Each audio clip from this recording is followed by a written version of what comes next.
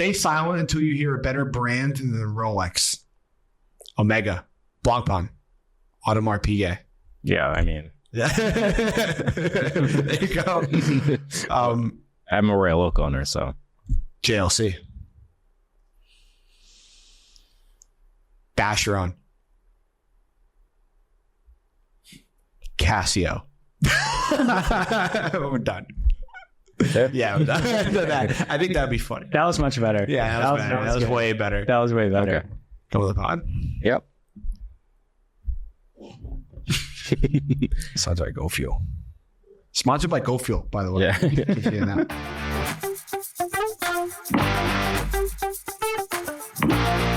Hello, everyone, and welcome to another episode of Wrist Enthusiast Radio. I am here with Ben and Derek. Hey, guys. What's up? This episode is not sponsored by Goat Fuel. It's not. It could be, though. It could be. I still haven't tried one yet, but I can't wait. It's pretty good. I'm a kind of a Red Bull guy, so, except I had Rockstar a lot in college. So if Red Bull gives you wing, what would you say Goat Fuel gives you? Goatiness?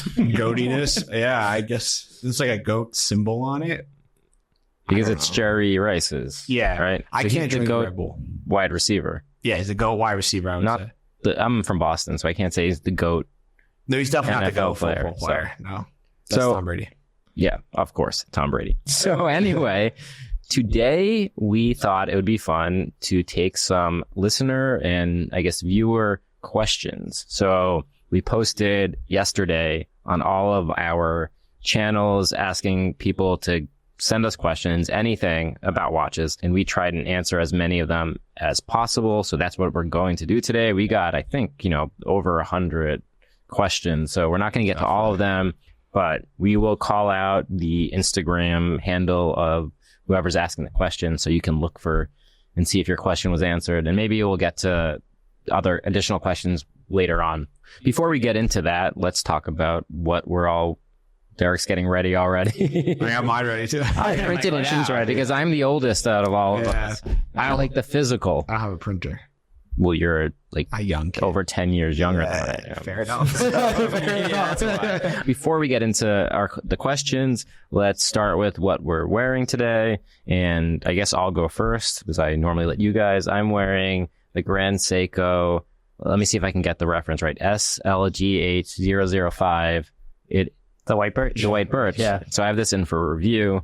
When asked what Grand Seiko I wanted to review by Grand Seiko, I immediately said the white birch. The dial is just amazing. You've seen a ton of. Don't act like you don't see No, this. no, You have one up in I was your looking store. to see if you had the spring drive version for a second because No, the dial high is slightly different. This is the high beat, yeah. So that's the SLGH. You're right. So I was looking at it and I realized it's like around 12 millimeters thick. I think just under. But the way that the lugs kind of curve to your wrist, it wears a lot slimmer than that. The dial's obviously the focal point of it. And you got that really smooth tick because of the high beat. People tell me it's harder to service or more expensive to service a high beat movement. Is that true? Compared to a spring drive, or you mean just Compared to like a normal automatic? I think it depends on the brand. Like if you look at Zenith, if you look at Grand Seiko, I think most of them kind of compare their high beat to their automatics anyways. Okay. But if you were just to compare a high beat to like another brand's automatic, then it would probably be true. High beat is going to be a little more expensive. I mean, I would buy this. I would choose this over Datejust any day of the week. The one thing that I would like to see is a little bit more of a tapered bracelet on it. Extra 2 millimeters does, I feel like, a lot for a watch. But, besides that, it's such a nice One watch. thing for the enthusiast, I'm looking at it right now, like it is so much better than my opinion of the Datejust. I agree. But it's also like, it's always the same comment. Tapered bracelet, maybe a micro adjust. Yeah. Yep. It's always been the same thing for like years now. Yeah. Well, you saw they might be having a micro adjustment coming to Grand Seiko. I saw Zach from Time and Tide found this like deep cut on LinkedIn. Well, okay. There's a story about that. So Really? I was at a Grand Seiko event where like the head of like product development or design was there and speaking at the flagship in New York, and Zach was there, and he was talking about micro adjust, and he was like, yeah, there's one coming. And he's like, and you can see, I commented or I forget, maybe it was a CEO that commented on LinkedIn. Yeah. on LinkedIn. And so Zach then immediately went back and like found it and did something about it. So that's how we kind of were tipped off. I just didn't do anything about it. Guerrilla marketing. Wow. Tactics. It's like deep cut. Yeah, that's They're awesome. going crazy now, posting on LinkedIn. Next is going to be on Facebook or MySpace. Yeah. So that's what I got on. Ben, what do you got on? Very shiny. wearing something, very shiny. Not me at all, but I'm trying to wear it. It's the I'm trying to wear the watch that I'm already it's wearing. a full metal G-Shock. You would say this is literally the Casio without it trying to copy Royal Oak, even though I guess it is a little bit. It's cool. I like it. I've always had the ones on the rubber strap, so it's like the metal case with rubber. Yeah.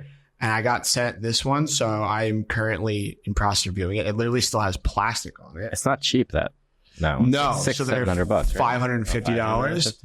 Still, it doesn't quite feel like a $550 watch, so I have to see about it. But the dial's very cool. It's just a little bit big for me. Yeah.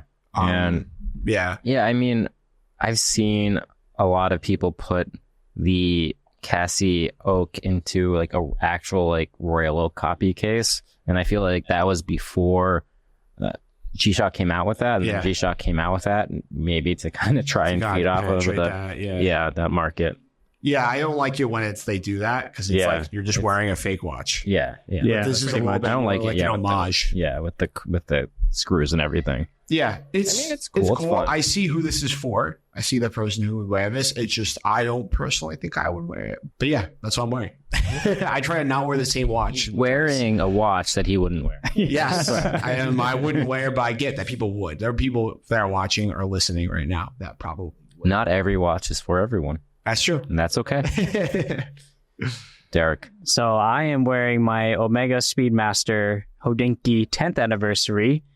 This one came back out in 2019. And why are you wearing that? Well, because there's been some news about Hodinkee lately, and we're going to talk about it a little bit. We all got questions. We all got questions regarding Hodinkee in all of our, bios. So I was like, okay, I should wear this watch. I actually really love this watch. You guys probably know the story already. Ben Clymer, the founder of Hodinkee, he, one of the most important watches he had was from his grandfather, which was a Speedmaster Mark 40, which was a triple calendar Speedmaster with this kind of layout with like the yellow tip seconds hand, the reds and blues and everything.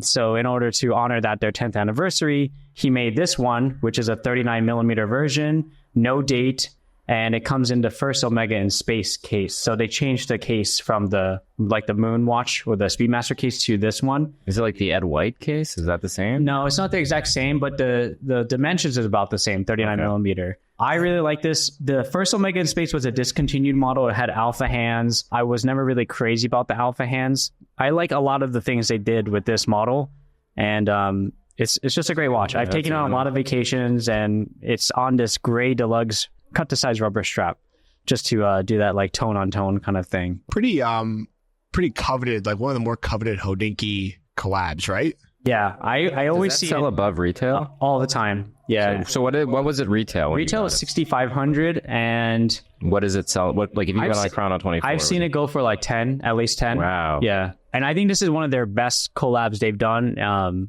That's when I saw this, I had to jump on it because I was like, I love what they've done with this. I love the size. I love the color. It's my most like funky looking watch that I have right now. Oh, you 475. That's pretty cool. Yeah. Well, now everyone knows. Oh, if he sells it, and can come after you and be like 475. Yeah. I'm not selling mine, obviously. We're never letting you buy another Hodinkee watch again. Yeah. It's so cool.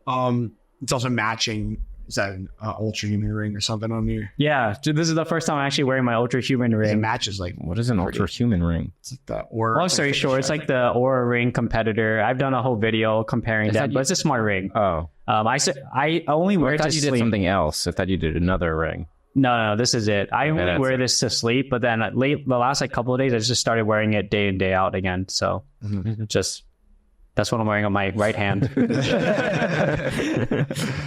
Okay, so how are we going to do this? I think each of us should pick one of our questions, and then, we'll go to the next person and we'll pick one so we don't overdo it. So let's see. I have, if you're like a follower of mine, which you should be following all three of us. Yeah. You guys send the most ridiculous questions I've ever seen. It's you're like Ronaldo or Messi. I didn't really mean anything. I meant like watch release. Yeah. Just kidding. I got, how do you avoid constantly staring at people's wrists? I don't know how you do that. I gotta. Yeah, you Actually, I want to answer that one. It's Let's hard not start to with that one. Yeah. I don't stop doing that. I'm like always like, oh, that guy's wearing. When I'm walking around, oh, God, that guy's wearing this. That guy's wearing that. I don't try and stop. It's bad for me too. I said, who asked that question? Oh, let's see. How do I? Corbino 2517. We'll put it like a. I'll put a little comment. I have a funny story about this. This just happened to me. So I posted a picture. I don't remember what the text was. Oh, I wasn't good. I was supposed to go to a concert in Boston. I didn't. I was selling the tickets. I put on my story with a screenshot of what I was wearing. Literally no background. Yeah. And somebody just responds like the exact location I'm at. And I was freaking out because I'm like, well, it's not my house, thankfully, but I'm like, this is scary. Like, I have a watch here. Like, what's going on? So I just respond, that's creepy. And he, I guess, knew the guy that was a rented house. He knew the guy that owned the house. And I was like, oh, I know that guy. He wears a Hulk. Wow. And he's like, how do you remember that? True watch guy. But that's literally like, that's how I remember people is what they're wearing. In order to not have that happen to me, if I'm like at a restaurant and I want to or somewhere out and I want to take a photo of my watch with like something in the background, I always wait to like leave that location before I post, because if you have a lot of people following you, most of the people that are following you obviously probably have good intentions, right? But you don't want, someone to then know you're wearing something nice and know exactly where you are. It was literally like this. I'm not joking. The stone on the ground and then water behind it. Like, I'll show you the picture after this, and you're going to be like, how did he find that? That's where you were. But yeah, that's so I don't try it. So okay, so Sel Jelly Selgely asks, what type of watch is trending now? And I was thinking about this when I was thinking this question. And I mean, I think we all might have different answers to this question. I think there's a lot of kind of brutalist, sometimes asymmetrical, vintage homage watches that have been coming out, especially from smaller brands. So like the Toledano and Chan, the Colloquium that I have, the Anoma. Mm-hmm. I think that's kind of been trending a little bit, and at least the independent space under 5,000, but even like AP kind of got into that with the remaster. So that's kind of where I've been seeing things happen. That would be what I think has been kind of trending. I don't see any other type of watch that has been like very popular or that's kind of come out of nowhere. Yeah. Do you guys have different answers to that? I think the brand Cartier is just on trend a lot right now. Yeah. Like every time I look on social media, people are always talking about Cartier. And I notice that every time I post a Cartier, a lot of people like chime in to talk about it too. I think it's a watch that's always going to be timeless. And I think it's having an exceptionally larger moment now, but I think it's always just going to be in the main like conversation. And they still have watches to come out later this year that we saw at Watches and Wonders. So I think they're just going to continuously be in the public earshot for a while now. Okay. Yeah, I would agree. Definitely the brutalist stuff. I'm not a fan of a lot of that. Yeah, depends on what it is, but a lot of it I'm not. And then definitely Cartier. And another one that's not necessarily a watch brand people like, but it's what they don't like. I think there's so much, it's almost like trendy to hate Rolex. Yeah. And not just like, oh, I can't get a Rolex. It's like they just, and I'm guilty of this too. Like I 100% think that, but it's just trendy to hate like wanting to buy a Rolex. I think I would extend that to like any like icon piece now. Mm-hmm. As I remember, I did a video on Father's Day about my dad's collection. He has a 5711 that he got like 12 or 14 years ago. He has a Royal Oak with like annual calendar and a moon phase that he got like 15 years ago. And he has a Daytona, white gold Daytona. And I got so many people being like, awful collection. It's only like hype watches. So I think like there's been this like backlash against hype watches. I mean, he also got those watches before they were hype watches. Yeah. I don't know. I see. It's not just Rolex. It's like all hype watches, like Nautilus, Royal Oak, all of that stuff. And if you like it, you like it. I don't know. I don't know why that's been happening recently, but it has. I think that's just like a trend of social media in general. Everyone's like first to be negative before they're positive. Yeah. You see that not even in just watches. When I look at other creators like someone's posting a video of like their baby, and then everyone's like, "Oh, you're a terrible parent." Yeah. It's like that's like always the initial Baby's reaction. ugly. Yeah, it's like always the first reaction. So I think that's just a general like people are just hating online kind of thing. But Yeah. I wouldn't worry too much about it. Yeah. It happens. Yeah, I would say that. Just like, yeah, I don't know. That's the only thing. Especially hating Rolex. I think hating Rolex is always going to be in the main topic. Yeah. Like it's just as long as they have wait lists, even if they don't have a wait list, like people are still going to hate on them. That's true. What do you have there? All And right. Who says it? Okay. This one's a good one. This one's from TM Leoslo. I'm so sorry if I butchered that. To mark a career milestone, which watch brand would you recommend to buy? Rolex, Richard Mille, Audemars Piguet, or FB Journe? So those 4 choices only. Wait, say it one more time. So to mark a career milestone, would you buy Rolex, Richard Mille, AP, or FP Journe? So you got to choose one brand out of those. I'll go first. Okay. I would choose a Royal Oak. Yeah, I would choose an AP. I think that's but it depends on what kind of career. Like if How you're the big is his founder career? of a hedge fund, go with the Richard Mille. Yeah. I mean, I think throughout kind of history or the past, Rolex has kind of been that watch. Yeah, Sure. Like even if you don't, like you work somewhere for like 50 years or something, maybe they would gift you a Rolex, or if you got a good job, or I don't know, closed a deal or something, Rolex would always be there. I mean, none of these watches are very easy to get these days at retail. And I agree, a Royal Oak is a great watch. I mean, I would love to get a Journe or a Richard Mille. Journe wait list is like 2 years, so you'll have another career milestone by that time. Yeah. So you're not going to get a Journe. Or you can just plan very far ahead. You're like, I don't know if I'm going to have this milestone at this job that I'm at, but hopefully. Imagine going to FP Journe boutique and like, oh, I want to celebrate this milestone coming up. Oh, okay. Yeah, I'm going to be married. And like, oh, wow, like how long you been dating? Well, I don't have a girlfriend yet. Yeah. But like, I'm just planning that I'll be married. And I just need to have this by the time the watch comes out, I should be married. I need to have this watch ready for that time. Yeah. I think for most of us, Rolex is going to be the watch just because, they're not cheap, but they're more accessible. Rolex is Rolex too. Yeah. So. That's so crazy. They're more accessible. Like that's kind of crazy. I thought when you started that question, it was going to be like Rolex, Omega, maybe no, but he gave very specific Rolex, Richard Mille, AP, or FP Journe. Okay, so I will say FP Journe is going to be really hard. I'm pretty sure Richard Mille is going to be really hard. So it comes down to kind of like Rolex or AP. I saw that me. UP01, the ultra thin, the 1.75 millimeter thick. Oh yeah, you saw that. That's what I want for. Okay, over $1 million.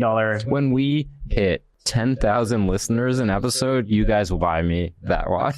It's not coming from Ben and no listeners. We'll crowdsource it, and they're going to donate. Yeah, I think we'll stop seeing people watch it at that point. Okay. Wait, I want to answer. I agree, AP, and I think a jumbo would be so perfect, so classic, timeless. I think if you get into like Journe's cool, and Richard Mille I think is cool, but like I don't think I would. It's a milestone watch. Yeah, it's a career milestone. Yeah, Jumbo is a good choice, but that's if you're going to get retail, that's not happening right away. No, it's not. Yeah. Okay, so I've got a good one. I apparently printed out the same questions on each side. It was supposed to be different questions, but so I have to look at my phone. But okay, this is watches, cars, and food. He wants a 1995 birth year watch. And he has $15,000 to $20,000 to spend. What does he get? Okay, so I have some thoughts initially. When I was deciding on a birth year watch, I'm a little bit older. I was originally, and I think we've discussed this, thinking about a Rolex Submariner. I think a Submariner is always a great birth year watch. That's the only time I think I'd buy a Submariner is for a birth year watch. I don't think I'd buy a modern Submariner. 1995, you're getting more modern, so you're not going to get as much of that patina and stuff like that. But that's probably going to put you a little bit under the 15 to 20. Well under, yeah. It'll be at like 8,000 or 9,000. Yeah, probably. So what would you suggest in 15 to 20? Because I feel like if you wanted a Royal Oak, that's going to be over. Can I go on a small rant? Okay. Wait, I don't even remember what the question was. He was born in 1995. Okay, 95. He wants a birth year watch.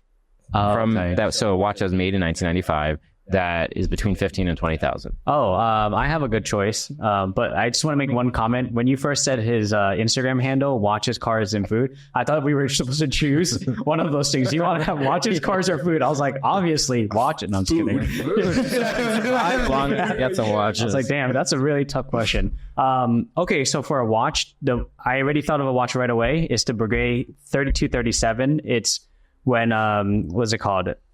I believe at that time it was Daniel Roth who was designing Breguet design. So he made this really beautiful Lamania based chronograph, which has dual register. You see them come up every once in a while for, what's it called, for auction and stuff like that. But that would pretty much be in that budget. And that's around like the mid 1990s. Okay. Okay, now Ben's rant. Well, a little bit of a rant. I have no problem people want birth year watches. Like, I get why you would want that.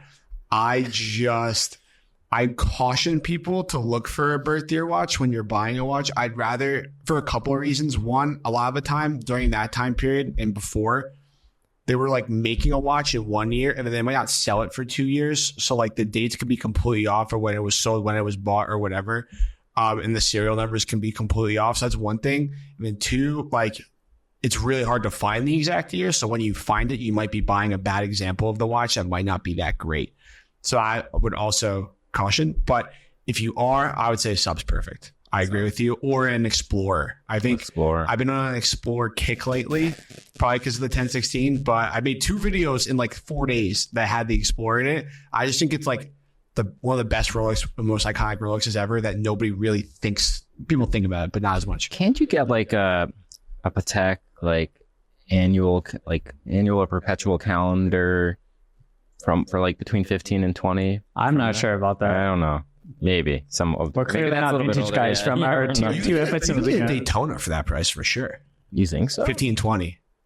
Steel bezel, like, may not come with all the... 1995 is going to be Zenith, and then you're not going to get that. Oh, if it's just Zenith, then yeah. If it's Zenith movement inside. Yeah, no way. They don't have... I wasn't sure when they... I think it was 2000 and something, early 2000s. Or I forgot the exact date. Yeah. I still stand by my answer for the Breguet. I think it's a great watch in the mid-1990s. Submariner. Yeah. This is a little topical for what we were talking about before, but I have a good one. Lewis Pointer Freeman asks, best GMT on the market that's actually accessible, i.e.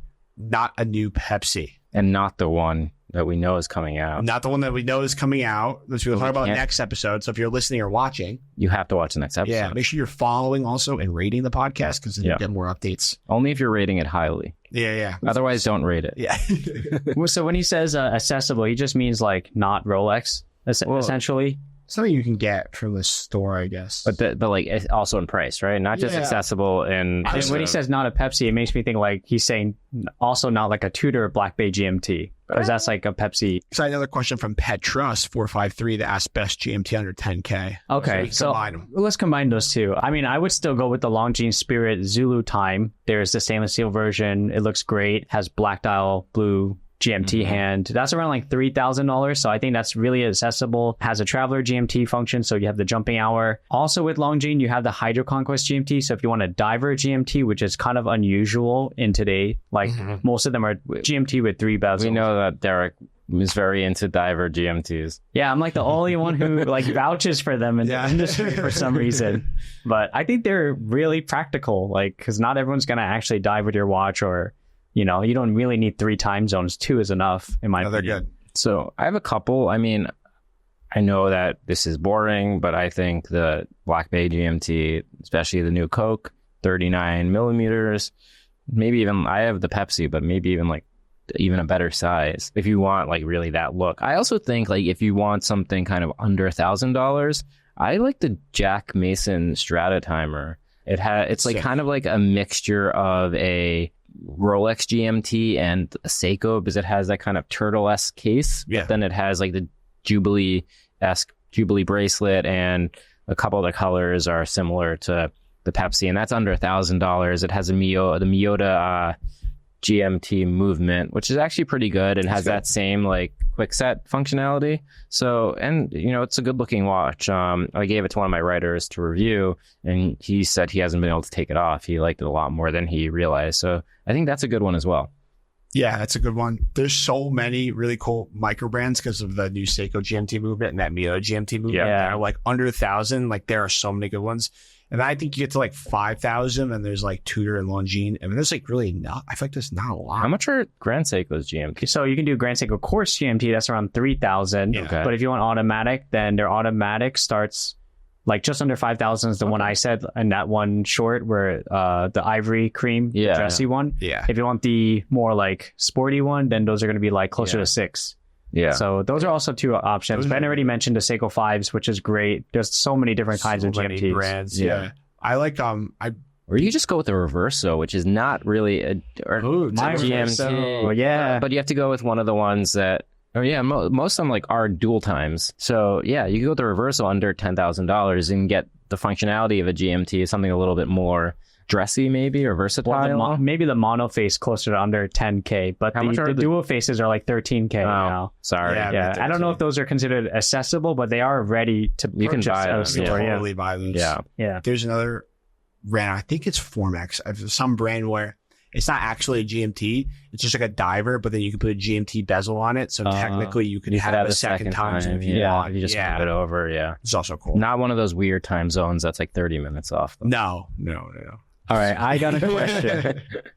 A question. It is from B Green Fader 79.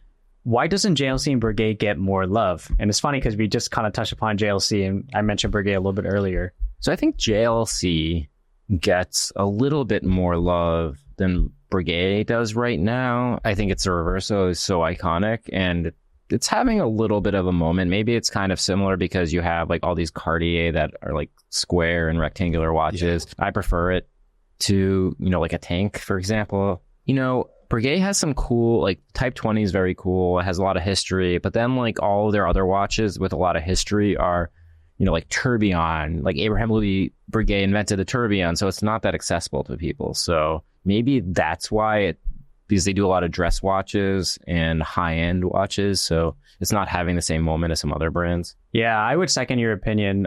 For JLC, on top of the Reverso, is the fact that everyone calls JLC the watchmaker's watchmaker. And I think that's like something they've done internally to like project.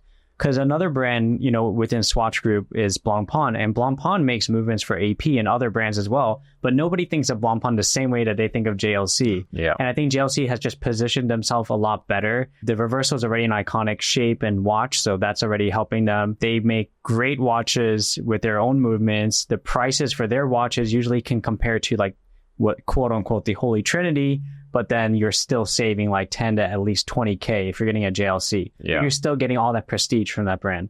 Yeah. Breguet has some great watches. I think that for a long time, they've kind of just put themselves in this area of like, they feel a little bit more old for like an older audience. Yeah. They don't feel like they have that many things that are for like a young collector to buy these days. Like they're not doing that many funky colors or anything. Not that they have to, but I'm just saying like, when people walk in, they look at Breguet, even in our store, it's like they feel like it's their father's watch. And they don't really put themselves in the shoe that much. There are some models from Breguet that I think are great, like the Classique, their calendar watches, the Tradition, Skeleton, like those things I love. Yeah, the Tradition. What's the sports? It's Type 20? Yeah, the Type 20 is the pilot or watch. the Marine. Yeah. The Marine. Okay, yeah. But I definitely think Breguet deserves a lot more love just because they are still regarded the same as like the way people look at AP, Tech, Vacheron, even Lange. Like they're in that realm, and I think they could just like, it's like they're just missing some secret sauce.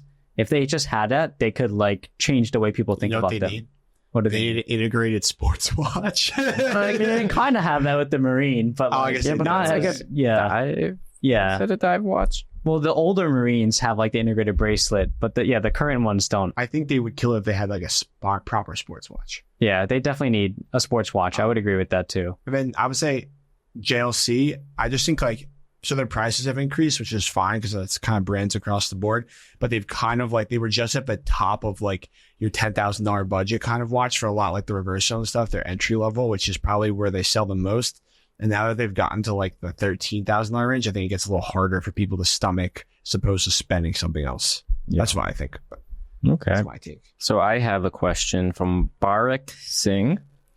He says, hypothetical, you can only collect watches from one brand. which brand and why?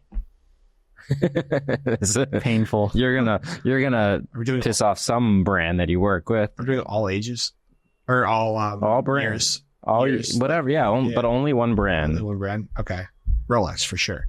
Okay. I just think you get like, not only do you have the current collection, you're getting GMTs, chronographs, divers, time only, a date, you get everything you can want. Also, you get years of like the greatest watches ever made for the last 50, 60 years. Yeah.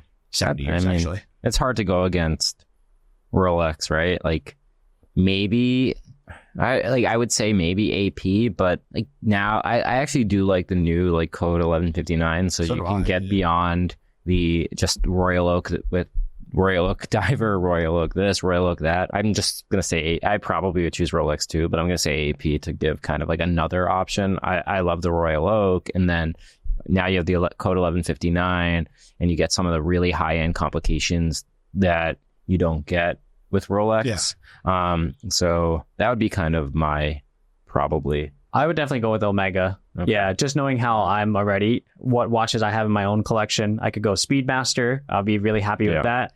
Then I could go into the Seamaster, Diver 300s, Aquaterras, Globemaster for Constellation. I think there's a lot of range there too, and you could be pretty happy with all those choices. I also think Omega offers a little bit more in terms of complications and watches than maybe Rolex does. But, you know, obviously Rolex is a leader in the industry. Yeah. I'm going to switch mine to Patek. I mean, how did I not even think of Patek? I was just about to say that too. Like, there's something, think of like the whole range of what they can have. Yeah, I know, like with Patek, I mean, like obviously it's a higher entry point, but you have dress watches, you have the Aquanaut and the Nautilus for kind of sport watches. And they all get high complicated. Yeah, and you can get high complicated. And then you have like crazy, the Grandmaster chime and crazy complications both in like dress watches and in sport watches. So yeah, I'm switching from AP to Patek. I think the versatility with Patek is very underrated compared to other brands. I have a silly question I want to answer because I actually get this question a lot, and it's a very obvious answer for all of us. It's from let's tell you, Bapti974 _. You think Tudor will surpass Rolex one day? No, Rolex won't let that happen because they're kind of owned by Rolex, so that would never happen. Yeah, I just had to shout that out. Yeah, I mean, no. I want the birthday watch question too. That's so funny. Yeah, it's the exact same question. Yeah, even spam. He's like, I really want to get this answer. Yeah. Yeah, I don't think so. And also, Tudor actually produces a lot less watches yearly than Rolex. You'd be surprised how many fewer watches they make. Do you know what the ballpark is? Because I don't remember. Don't they say Rolex makes like a million? I think it's like 250,000. Yeah, versus a million. We did the short with that, right? Yeah. And they didn't make the list for a number of watches they made. Did Tudor? I don't think so. I thought they did, but they were low. That's most units sold. Yeah. Not how many they actually make, though. Well, yeah. Yeah. True. I assume they don't really, like, if they sell 250 a year, they're not making like 2 million. Yeah. A lot of my questions now are like kind of things we've answered before in previous episodes. So let's get some more. So we answer the... So Barack Singh also asks, thoughts on Hodinkee going back to its roots. Oh yeah, that's why I wore my Hodinkee. I was like, this part. I think it's kind of the elephant in the room, so we should talk about it. Yeah, I think we all have something to say about this, so I think I'll let Craig start. You're gonna see what I have to say. Yeah. Okay, so Hodinkee obviously was kind of the leader in the first big, publication in the watch space. Obviously it started by Ben Clymer. They've grown very large and they've become like kind of the gold standard in editorial. And then, they started carrying watches both as an authorized dealer and doing secondary market. They bought Crown and Caliber, which was an Atlanta-based secondary market reseller. I think in, 2021? Yeah, a year after COVID. Like about a year after COVID, at kind of the height of the market. And obviously the market took a turn and, it negatively, I think, affected Hodinkee's, profit. So they Ben Clymer sent out or posted an Instagram or a LinkedIn, I forget where it was, maybe on all of the socials, but talking about how they're going to continue doing the collaborations like the one Derek is wearing right now, but they weren't going to add any new watches or pre-owned watches to the site. And so that's where they are. There's been kind of talk about, what's going on with Hodinkee, them not being as profitable as they once were over the months. And I think everyone in the watch industry has kind of heard rumblings. And then there was this Wall Street Journal. Yeah, the Wall Street Journal article that just like painted a picture, and it wasn't very pretty for Hodinkee. Yeah. I think we saw Ben also comment about it on LinkedIn. Yeah. Like he was addressing it directly. And and then Danny Milton left Hodinkee to go to Teddy Baldassare shortly thereafter. And I don't know that it, because I know Teddy, I know Danny, and I don't know that it had anything to do with it. It's just, a good opportunity. Everything just for happened him. like at the same. Yeah. But this is like not like, I guess everything that's been happening with Hodinkee, like all the critique people have, has been like building up over the years.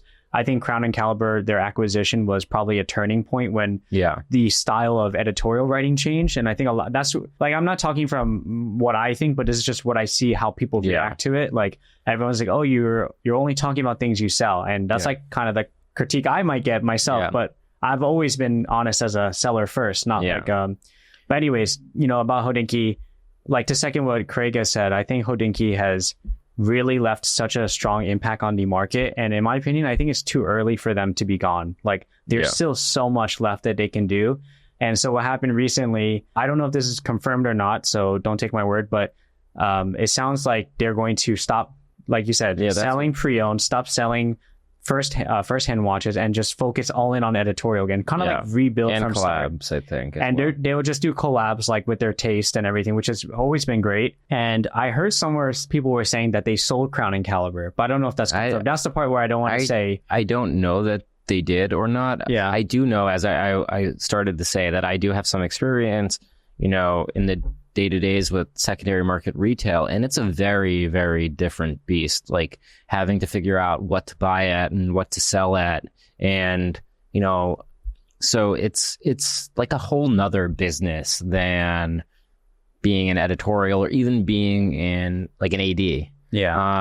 So that just can be really difficult. And so I'm glad that they're going back to kind of what made them successful to begin with. I know many of the editors at Hodinkee, and they're all great writers. Some of them are great photographers as well, and they have a lot of good things to say about like, and it's a voice that we need like in the industry. So if they're going back to their roots, I think it's good, and I hope it works out. I don't really have any inside information as to their financials or anything. So I just want to say, you said, I don't think they've sold yet. Or maybe they have, because the Instagram still says Crown and Caliber by Hodinkee. Okay. So this is as of now, but what is today actually?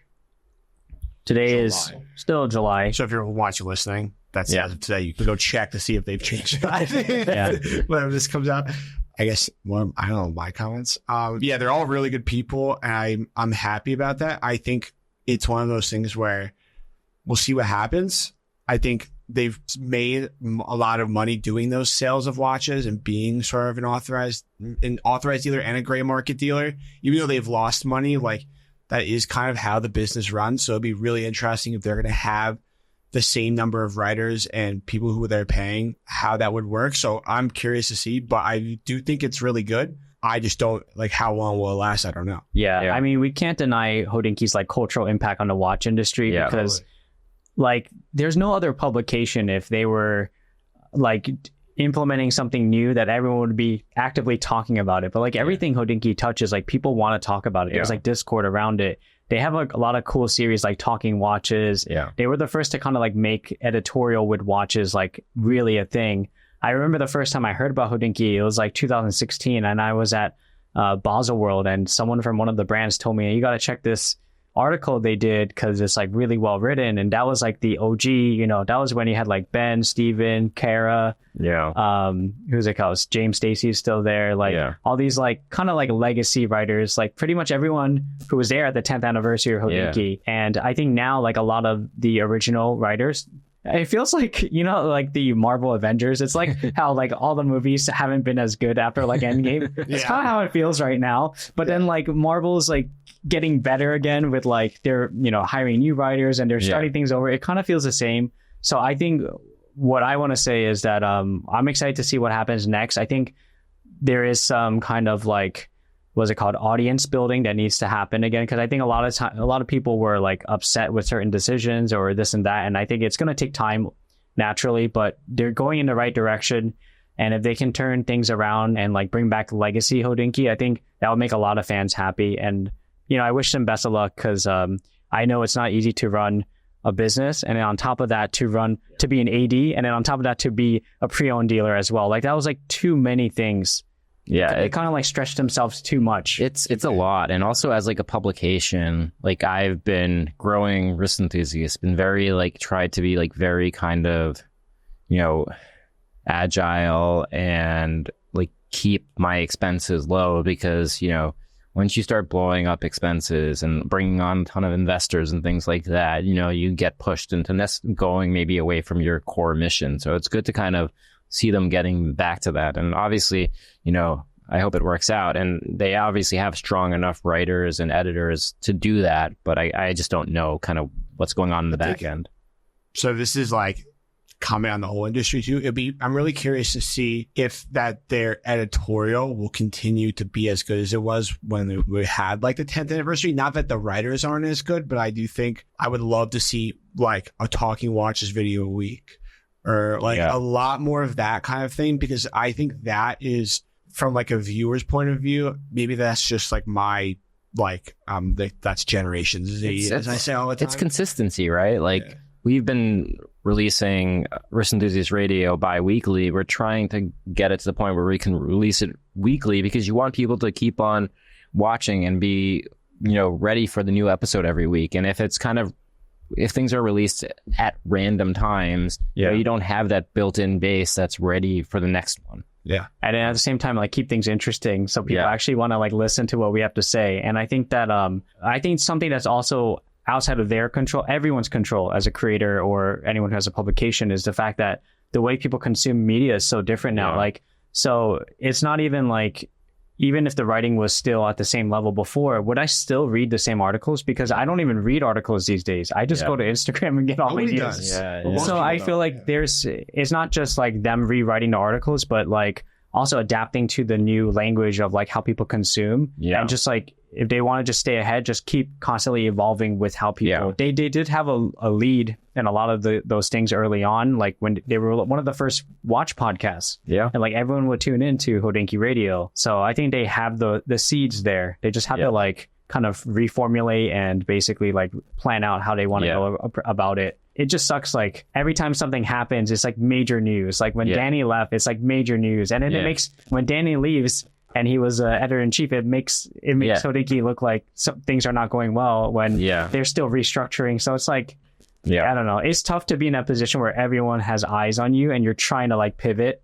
and then make the right move. But I think that, I think they're making the right moves. Instilling, confidence in the audience is like a great thing. And then that's just the first start. But last thing I'll say is the first article they launched was with Jason Heaton. So that was like a refresh of him coming back. I read the whole thing and I was like, it put a smile on my face. I was like, damn, that was just so different. Like you don't feel content like that, or like it's like so authentic. Yeah, it's real. It's not really talking about the watches that much or like what's for sale. It's more about like, this is what I took with me. This is like a real person using watches. I love that. Okay, this is an interesting one. Kenny says, how many watches should an average collector have in their collection? Now, it's tough. Kevin O'Leary told me you have to have 3 watches from a brand to be a collector of that brand. I don't. Who cares what O'Leary says? I love him. No, I'm just saying. But my whole thing is, I don't think you can have one watch and have like a one watch collection. I feel like a lot of people talk about that. I think 3 watches is kind of where I think you're starting to be a collector. Maybe a dive watch, an integrated steel sport watch, or a chronograph, and then a dress watch. But I don't think like that. I don't think that you need 7 watches or 15 watches to be a true collector. I think 3 watches is like the perfect number. Like 3 watches, you can exit and never buy another watch, and you'd probably be happy if you hit all your bases right. There's no true number, but I think like I think the whole idea of being a collector is so interesting because like if you look at our parents' age, maybe not your dad because he actually collects, but like my dad, he's been in the industry for like 40 plus years. He probably has like 3 watches. No, my dad like he used to collect. He hasn't bought a watch in maybe 10 years. Really? And he is, he also has like a Cellini and that's really it. That's all he has. He has like 4 or 5 watches and he just rotates them. I guess like I'm thinking like decades ago, like when people were buying watches, they would have like one watch for their whole life. And that was it. Like it's just one, it's reliable. It's good. It tells the time. And I feel like nowadays we've like glamorized like having a collection so much. But I think 3 would be my suggestion. 3 watches is perfect. I agree. I find even like, I probably have like 6, but I really only wear 2 of them. 90% of the time, unless I'm coming here and I'll throw something on. Like literally, or if I'm getting something in for review, I'll wear that. But like, I really wear 1 or 2 max all the time. Yeah, I don't think you need more than 3. I mean, if you want 5 or 7, that's fine too. But I think a collector with 2 or 3 watches is still a collector. Yeah, and I would caution too. Like people go and they'll buy like 7 watches that are worth under $1,000, which is fine if that's what you want. But then like I've seen this happen too many times where they're like, "Will you buy these from me?" And then I'm going to go use the money to buy something else. Like I would just be patient. Yeah. Well, also because when you're getting in that kind of under $1,000 price point and buying these watches, you're not going to get that return on investment on them. So maybe you get $500 per watch, and now you spent $7,000 on watches, and you can afford something for $3,500. So like there's no issue. Yeah, if you buy it correctly. It depends. Yeah, no, okay, it depends. So I also know someone that just buys fake watches, and they're like expensive too, and he just has so many of them, and I'm kind of like, just buy a Santos at this point, like with all the money you spent on having a fake this and having a fake that. I think it's like a mindset thing. Yeah, that's like totally a mindset thing. It's like buying cheap shoes or buying like an expensive, really nice pair of hiking boots. And like obviously the upfront cost of the better hiking boots is expensive, but like over the lifetime of that shoe, it's going to be a lot better than buying a new shoe every year. That's kind of like the mentality. Someone's like that in T-shirts, putting it in the wash. I actually don't buy like new watches very often. Because I was told, I think we've discussed this before, if you only buy, a nice watch, if you still want it 6 months after you first start thinking about it. And there's very few watches that I get to that point. Yeah. So I feel like there's a lot of buyer's remorse in the watch buying community. So if you have a small and tight collection, that's really, I think, almost the best thing, because then when you're ready to get something new or something else, you don't have to like try and sell off all of these other watches in order to get what you want. Yeah. Fair. Cool. So what did you think of all the topics that we covered? It was a pretty wide range of stuff, I think. We'll definitely do this again because I think that there's still a lot on the table we can answer. And so in the future, if we do this again, submit your questions. If your question was not answered, I'm sorry, but we will try to get to it next time. But yeah, let's do this again sometime. This was fun. It was just like getting quick opinions about certain things. And if we could get people to actually like call in and chat with us about it. That would be funny. We need like a standardized time that we record. We would have to schedule ahead of time. That's true. But we could try to make that work. Yeah. It's like Sirius XM radio. And put any other questions you have in the comments, and maybe everyone that interacts will be able to give their thoughts on it. Yeah. Awesome. Sounds good. Cool. So until next time, guys. See ya.